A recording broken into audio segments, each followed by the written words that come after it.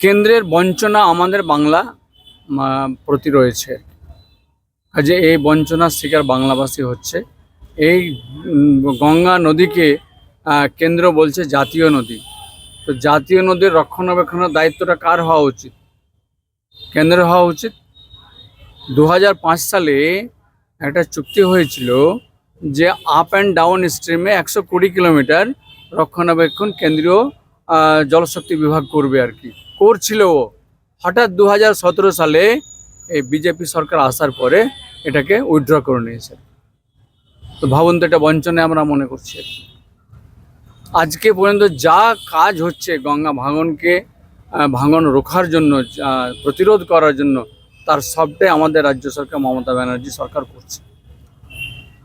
এবং যারা ভাঙনে যেনারা ক্ষতিগ্রস্ত পরিবার, তাদের জন্য কেন্দ্রীয় মন্ত্রীকে বলা হয়েছে, আমি নিজে সশরীরে চিঠি দিয়েছি, বলেছি, সংসদেও বলেছি যে ফারাক্কা ব্যারেজ প্রজেক্টের কয়েক হাজার একর বিঘা জমি খালি পড়ে আছে, যেগুলোতে তাদেরকে পুনর্বাসনের জন্য তাদেরকে জায়গা দিতে পারা যায়।